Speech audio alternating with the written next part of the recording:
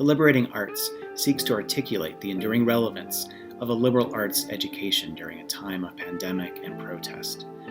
Through our online platform, we will host a series of conversations with writers, academics, institutional leaders, and public intellectuals about the nature of the liberal arts, their formational purpose, and their moral significance in a time of great cultural disruption. We hope to inspire viewers and listeners to learn more about the liberating effects of these arts on their own lives. To find out more, please visit www.theliberatingarts.org or find us on Twitter, Facebook, Spotify, or YouTube. My name is Noah Toly. I'm Executive Director of the Center for Urban Engagement at Wheaton College, where I also serve as Professor of Urban Studies in Politics and International Relations. I'm here with Nathan Grawe, Professor of Economics, and Ada M. Harrison, Distinguished Teaching Professor of Social Sciences at Carleton, and also the author of Demographics and the Demand for Higher Education, a 2018 book with Johns Hopkins University Press that has, in some ways, set the agenda for discussions about the next 5 and 10 years in higher ed across the country. Thank you for being with us, Nathan. Thanks so much for having me. So help us understand the basic demographic shift that you see coming around 2026, or we all see coming around 2026, but you have a particular way of analyzing. Yeah, so we of course know that demographics are constantly changing. We're experiencing this on all of our campuses as due to birth rates and immigration. We've seen a change in the nature of who's in our pool. And on top of this long-standing trend, in the fallout from the 2008 financial crisis, young families stopped having as many kids. And obviously for those of us who teach traditional age students, that's a problem because we can anticipate then 18 years later, we start to see a decline in the number of prospective students.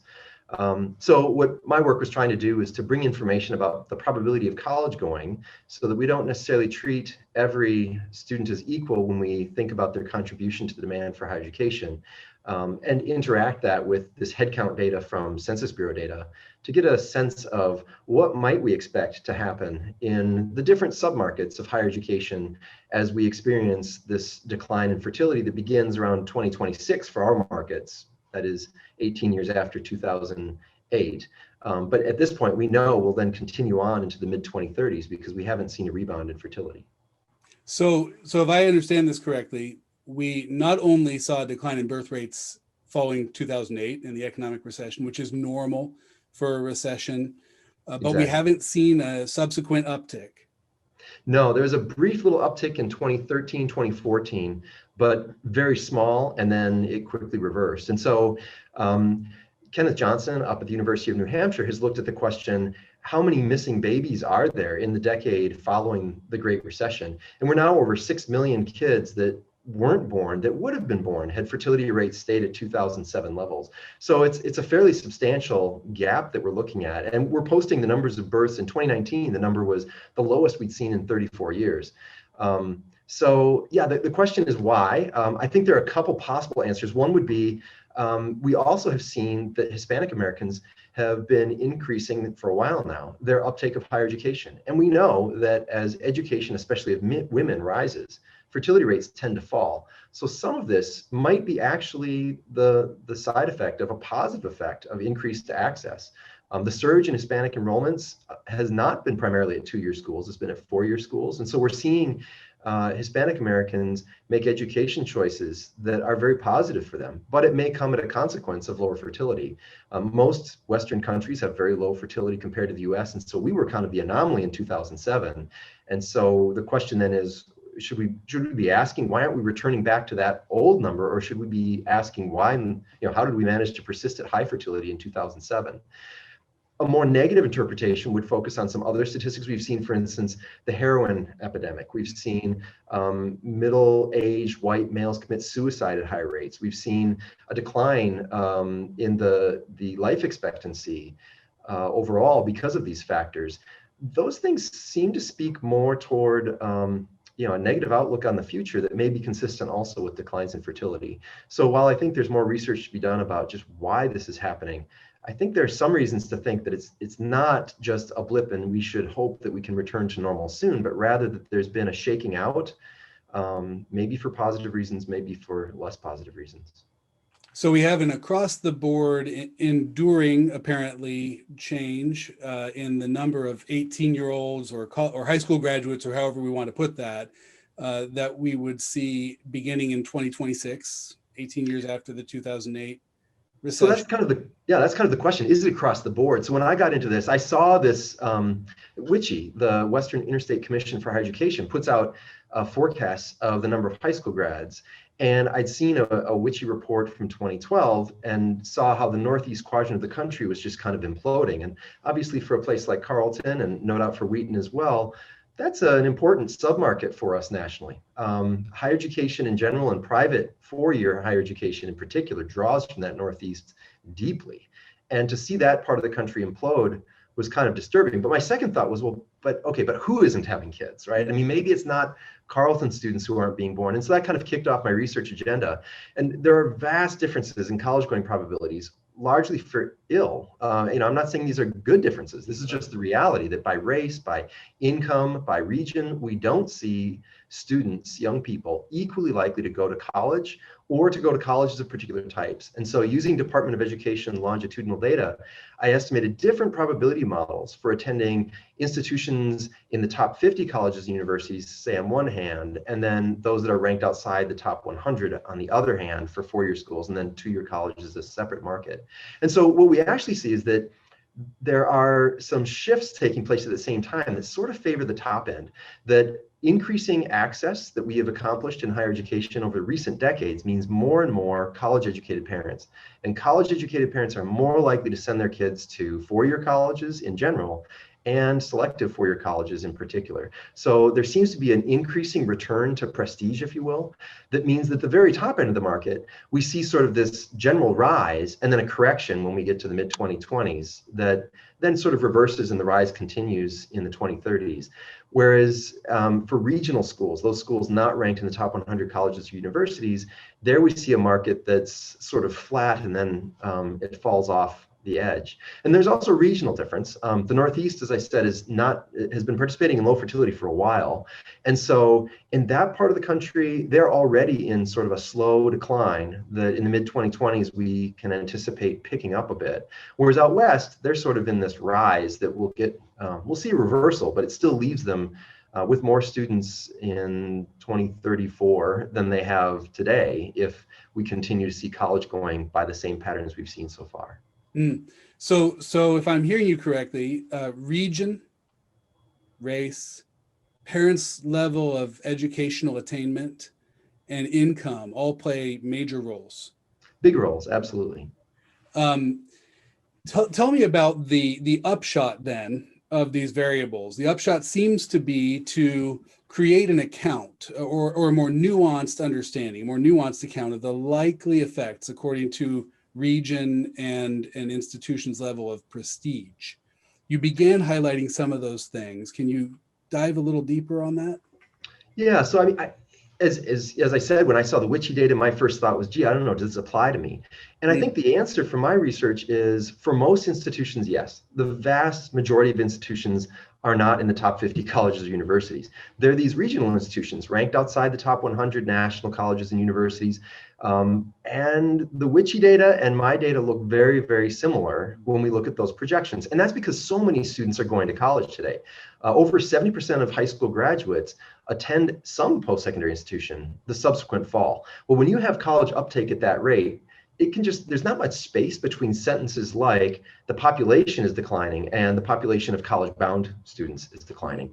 And so we just generally see that if those of us in higher ed in general wanted to ignore the WICHE data and cross our fingers that, well, maybe the decline in births is taking place in the subpart of the population that's not relevant to my market, that's just not true. We have to contend with this.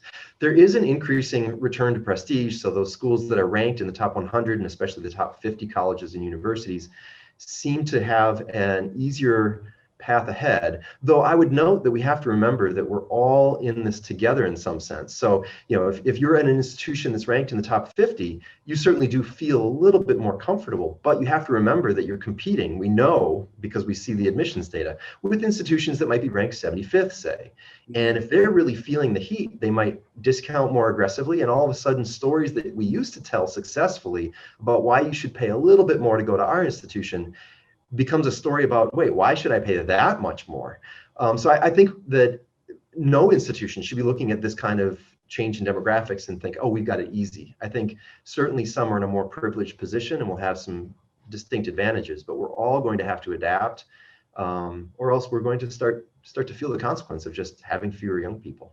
I want to come back to that question about adaptation in a minute and talk about your forthcoming book, the work that you're producing right now.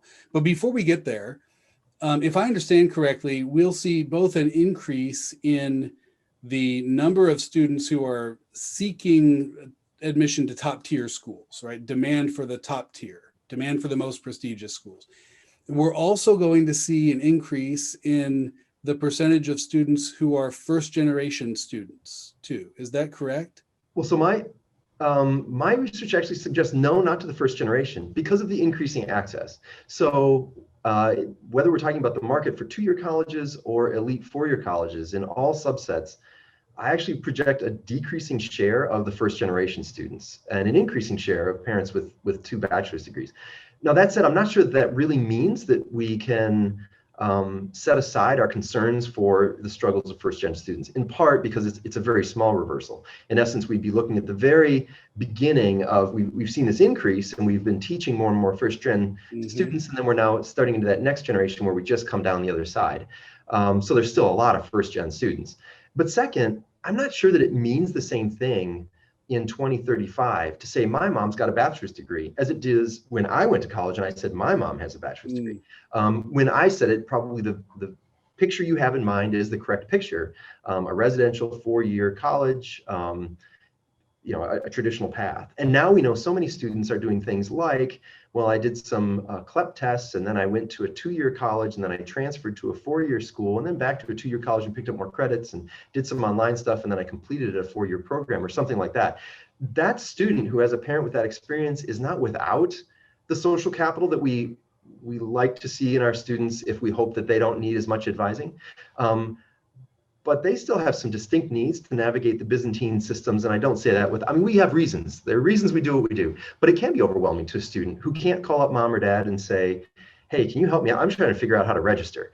And so advisors might in the future not see as many first-gen students, but still see just as many problems that we associate with first-gen students in the need of extra advising. I think what we are going to see, though, is an increasing diversification. We'll certainly see more non-Hispanic, we'll see decrease in the non-Hispanic white population. And that's true again across the board, whether we're talking the two-year market or the elite four-year market. The diversification in America is well underway, and it will continue pretty much no matter what we do for it. I mean, you could cut immigration by half, and I figure you'd still see an increase in diversification.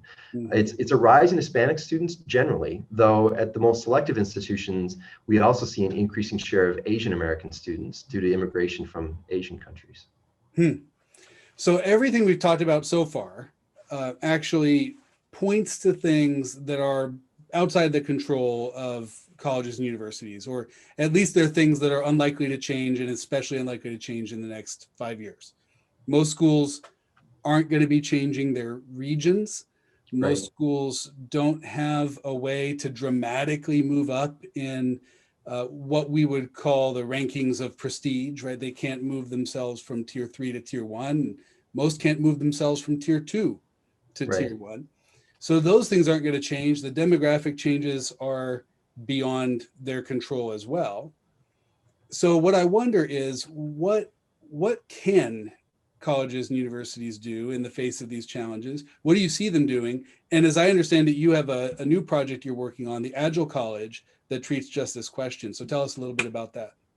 Yeah, so I like the way you frame this question, because it underscores that we face some real challenges. The decline in fertility is a real thing that we have to grapple with. If we keep doing what we've been doing, then my research projects out, well, this is what our future holds. But we don't need to do what we've been doing. We can respond in different ways. We can teach to new students. We can reach out to new populations. We can try to retain students more effectively. And so in my follow-up work, what I did was to talk to higher ed experts who are grappling with these problems on their campuses, trying to get ahead of demographic change and think, what can we do differently from the recruitment point all the way to collaborating with other institutions. And we do see some institutions that are thinking creatively about how can we transform what we do and sometimes who we are so that we have a different set of possibilities. So for instance, for selective institutions, we might think about who we're admitting, who we're saying no to in particular. Even if you're semi-selective, I've seen things like the College Board's landscape tool, and I'm not going to shill for the College Board, they sell their products very well. But it is interesting to see how bringing in data about crime rates and poverty rates and home ownership rates in the neighborhood where students grew up can help institutions read files differently. I was talking to the admissions director at Florida State University, where they used the landscape tool in a beta version in admissions to a bridge program. And they were so pleased with how it provided additional information that they then used the tool on their marginal pile at the end of their admissions process. So these were students probably headed toward no, but letters hadn't gone out. And they went through that pile and they said, let's find the most disadvantaged students in this pool and let's reread those files, now noting these background challenges that these students had overcome. Does an 1100 on the SAT mean the same thing when it comes from a student who's got all of the advantages in the world versus when it comes from a student who's facing all of the challenges in the world? And they found an additional something like 1,200 students to admit that turned into 400 matriculations because they were thinking differently about what does it mean to have a skill that makes you a Florida State student. And they were seeing that this grit and determination was a different kind of skill that was useful to consider. Another example comes from Simpson College in Iowa, where they started, it's Morningside in Iowa, where they started admitting students who they have said no to in the past, and instead giving them a conditional admission, but then creating a very structured first term. Students are not allowed to participate in what they call talent groups, so they can't be on the football team. We're not trying to get around recruitment rules. We're trying to do what's best for the student. And these students need a successful fall term in order to fill in some gaps, and then they are prepared to be Morningside students. And so they're giving these conditional yeses. If you successfully complete the fall, then you'll be unconditionally admitted to Morningside starting spring term. I see other instances where it's more thinking about the retention issue. So whether it's, it was Iowa State rather. No, University of Iowa. They created something called the Pick One program, trying to encourage every student to have one extracurricular group that they were attached to. And it's really more about a marketing plan so that faculty know every student is being encouraged this. And so in the fall, if I run into a student and want a conversation starter, I can always say, hey, what's your pick one? And it's a way to start a conversation. It's also a way to nudge students into student groups that might give them a better sense of belonging and connection. St. Cloud State University in Minnesota has come up with a short 10-question survey that really does a great job of identifying students who have a 3.0 GPA or better in fall term, but are prone to attrition either into spring term or the following fall. So they're giving this out to every incoming first-year student in the first few weeks of the term of that first fall, to identify which students they're indicating they don't feel like they belong, they don't feel connected, and can we give that information to faculty to help them get connected sooner and hopefully improve retention that way. And we're seeing collaborations like data projects that the tribal colleges and universities are doing with Achieve the Dream. These are small institutions, much like your institutions are, who might not have enough of a sample size to suss out whether this kind of programming or that kind of programming really works with our students. But when they pool their data, A, they can see what works, and B, they can see, look, we like to pat ourselves on the back for this attribute, but when we compare ourselves to our peers, we're actually lagging. Why is it that we're lagging in this statistic, and what can we do to bring ourselves to a higher level of success with our students? So whether it's retention or recruitment, or collaborating with other institutions. I've seen Drake University recently added an associate's degree program within their university This is a different version. I've also seen institutions collaborating with nearby two-year colleges to make that transition to their institutions easier. Obviously, bringing it in-house makes it really easy to have a clear articulation path from the two-year degree to the four-year degree program. But all of these are in essence saying, given that students are going to be a different kind of student group in the future, given that we need to be more creative about maybe who we define as one of us, how can we transform who we are so that we are an institution that speaks to these students? And I think in the end, if we do these kinds of things, we're better fulfilling our missions, right? And that's what we're really after anyway. So if we better fulfill our missions, and that allows us to recruit new students and retain them and support them to student success, well, that sounds like an all-around good thing to do. And by the way, it does take the edge off of a demographic hangover. Sure. Yeah, it's interesting that you brought up the Drake example, the example of the institutions that are pooling their data to better understand what kinds of programs will serve students well or attract students well. Because until you mentioned those two, it had to do with students who are already applying, different admissions practices, and students who are already at the school, different retention practices. And I wonder if there are a couple of things you would highlight beyond the Drake example and the pooling of data example that have to do with offering things or making your identity known to students who don't understand who you are as a college and increasing the pool of applicants. Have you seen schools do that well? I think a lot of schools are trying a lot of things. The one word of caution is obviously we're all competing with each other. So when we focus on the admission strategies, there are only two possibilities. One, the most likely, is it's a zero-sum game. I win, and therefore you or someone else loses that student.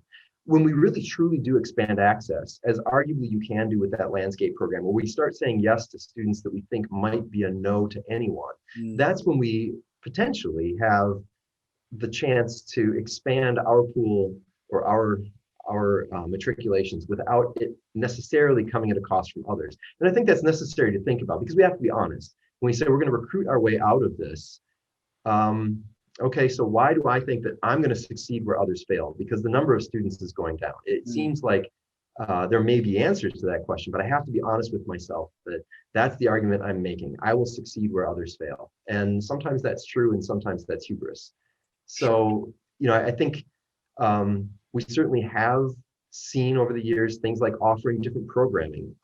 Gen Z students, we're told by the researchers, are more interested than ever in the relevance of studies. What's the connection to life after college?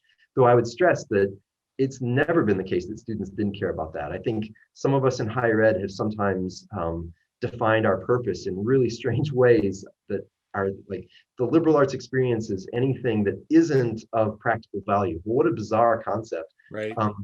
Gallup and Strata put together a poll asking students and families about what was the most important thing in the degree they chose and which institution they chose.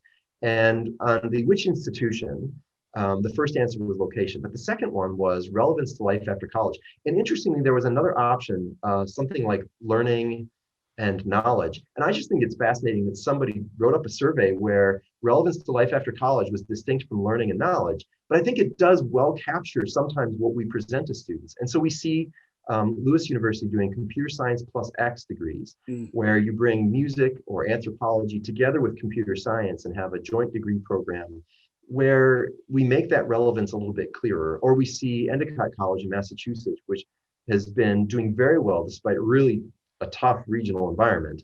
And they have a signature program in internships. And I think that, that might not be a coincidence. We also see Northeastern and Drexel doing very well despite being centered in markets that are down markets. And they too have signature co-op programs.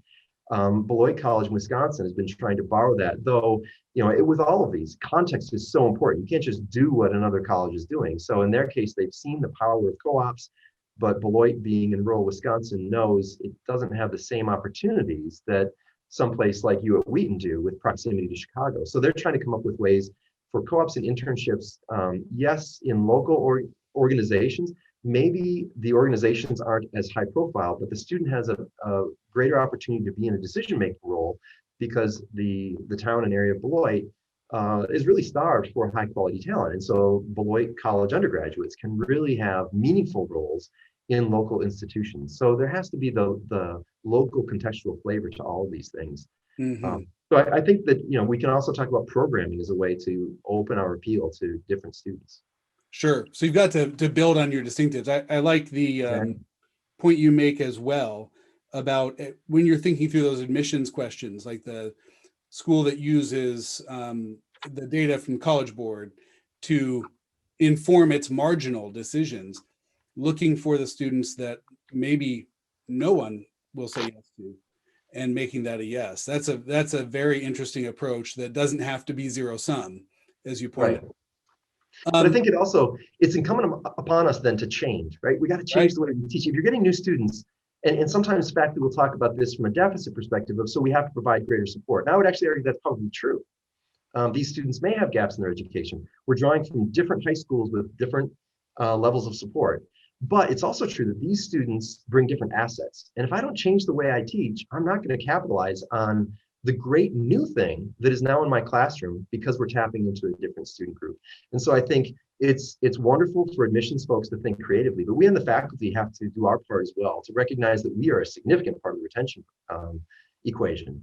But we also, if we're going to make the most of the wonderful diversity in my classroom, I'm going to have to change the way I teach, maybe ask different discussion questions, open it up a bit to tap into these new assets that are new student groups.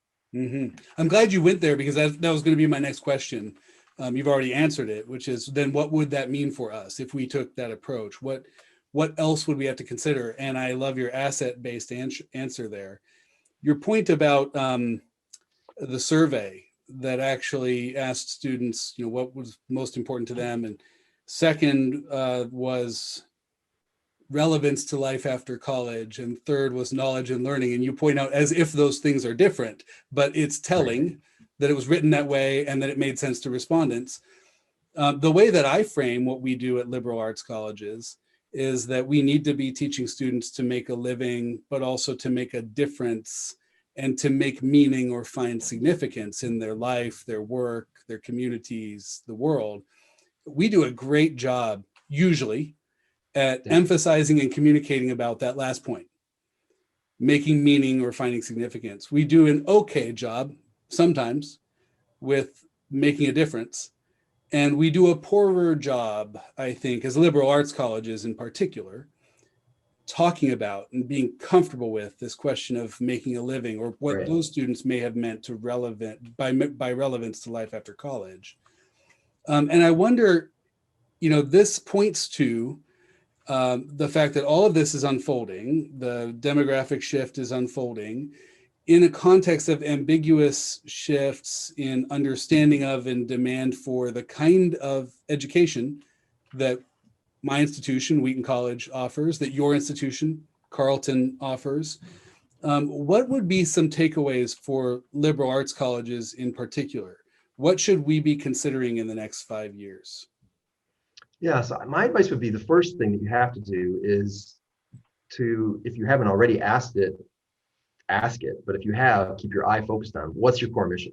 I mean, if you don't know the answer to that question, it's going to be really hard to do something sensible. Talked to John McGee, who's the author of Breakpoint, about these kinds of issues. And he noted that one of the risks is that we won't really grapple with these questions until we're really at a point of crisis. And at that point, we're not usually thinking super strategically or clearly. We're just grasping at straws. And give me 12 more students from China. Surely, with a country so large, we can get 12 more students.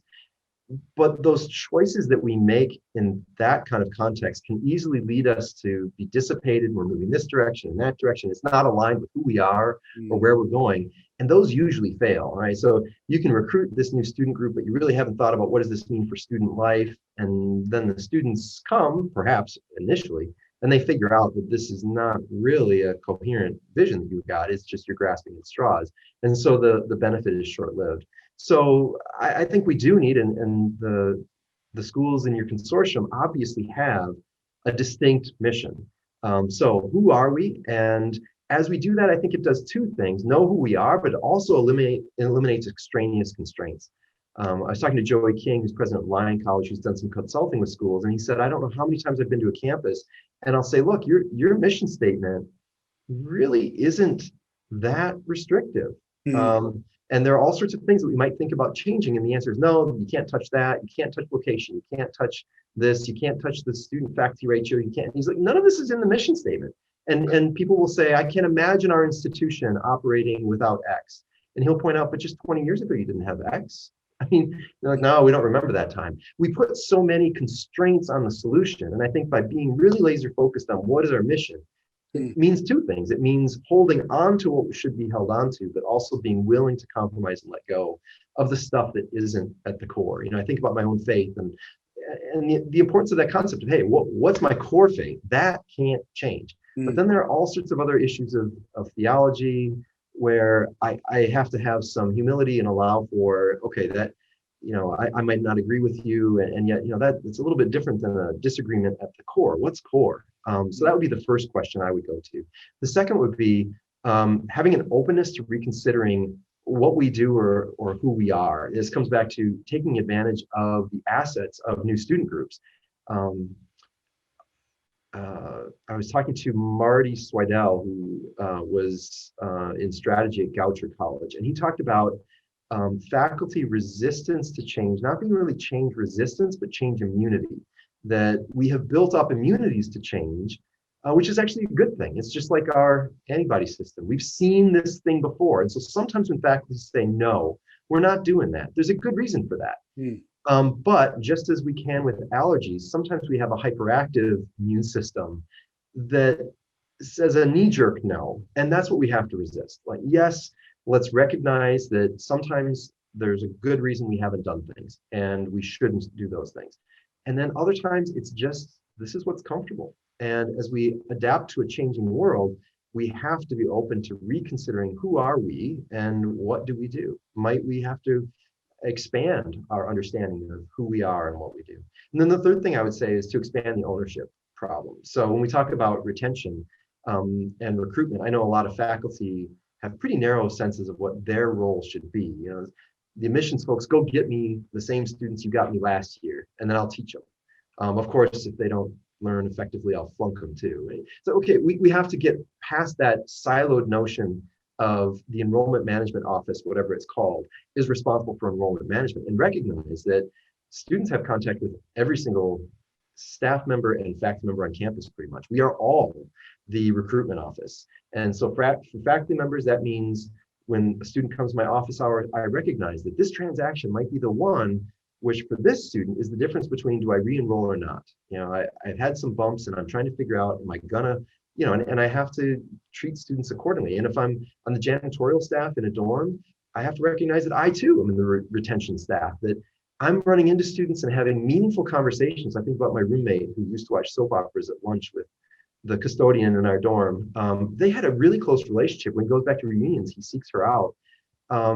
Every staff member and every faculty member can be part of the retention team, but we have to see that. So an example from Susquehanna, where they built retention into the compensation program, where if the college hits these retention goals, everybody gets a raise. As a way of communicating, we're all in this part of the operation together.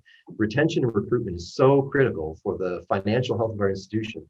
We can't have even a small number, much less the majority of employees say, that's somebody else's problem, I'm sure they'll sort it out. We all have to say, hey, we're team members, what do you need from me? But that doesn't mean as a faculty member, I tell the admissions folks, hey, let me tell you how to make the view book. I have to trust they do have expertise, but rather more humbly say, okay, what do you need from me? How can I help? How can I come alongside? Exactly. So I'm hearing, in addition to the distinctives point that you made earlier a few times, the related point of mission and staying focused on that, not only because it can inform what you do, but it can help you let go of other things you don't need to do. Exactly. I'm hearing the second point is creativity in light of what you've allowed yourself to let go of, or how you've allowed yourself to see the mission. You can do new things, and you may need to do that. You may need to not be change immune, as you put it. And then the third point, we need to be all in this together. So here's a question I was going to end with, but I think you may just have addressed it. What are the most important questions or challenges you would put to a group that's doing the work that we're doing, or to our consortium of institutions? Just to put that in context, we're in phase 1 of a 3-year research project. And this phase involves great conversations with interlocutors all over the country and the world like yourself, where we don't presume we already know the questions to ask. We get the luxury of a whole year of conversations with people where we ask them, what are the questions they think we should be asking? So are there a couple questions you would put on our radar screen? And then are there a couple resources that you would point us to that you think are really important to our work or liberal arts colleges in the next 5 years? So I think we have to be honest about the challenge we're facing. And so one question I would want my colleagues, myself to ask is, realistically looking forward to the changing nature of students that will be in higher education in the next 10 or 20 years. How can we reinvent or reconceive who we are to better match with that changing body of student needs? I think there's so much in what we do that shouldn't change. I'm fiercely committed to the liberal arts model. I think you mentioned we don't tell the story very well, and yet the data is so in our favor that a liberal arts approach is a wonderful approach. You can see it in Academically Adrift, where narrow professional degree students didn't do very well, and then they say, oh, there's one little exception. Here's a degree pattern where students were really doing well, and what they described was basically a liberal arts education. We do have a good story to tell, so I'm not suggesting that we throw the baby out, but we do need to keep track of what is that core. And so asking, realistically, what could we do differently to better align with student needs and student identities in the future is a challenging question, because it prompts us to change. It requires a grace that allows the other maybe to dominate the conversation a bit. And I'll be honest, it's not a comfortable one for me. I'm 21 years into a career that's probably going to be 40 before I can retire. And wouldn't it be nice if I could just do what I've done for the last 20 for the next 20? But there's can also be some joy in reinventing yourself and coming up with new ways. So I guess where can I joyfully reinvent who I am, who we are, so that I better align with our students? And I think that the answer to that question is going to vary from institution to institution, because you're all in different markets. Some markets, the different student groups have to do with race, ethnicity. Sometimes it has to do with class. Sometimes it has to do with different regions within or subregions within your region. So it's a different question that's in essence being posed to each institution. As far as resources, WICHE has a great tool with their projections of high school graduates at the state level. You can see not only their projections for the numbers of students by state, but you can also see the demographic mix. They're updating their figures. I think in December, they're going to put out their new 2020 report. So you can watch for that release at the end of this year. I think it's a great way to just ground your conversation in some realism. Most of our schools recruit from maybe 4 core states, maybe less, and saying, look, we should know what the landscape looks like. And for many schools, while you can think about on the margins, tilting your admissions to a few extra states, realistically, you're regionally bound. And so we just need to accept those realities and then contemplate how do we need to change those results. So I think that's a great resource to use. Sure. Thank you, Nathan. That's really fantastic. I've appreciated the time you spent with us this afternoon, and I look forward to getting this out to our viewers on the web and to recommending your future book, The Agile College, to them too. Thank you so much. Pleasure to be here.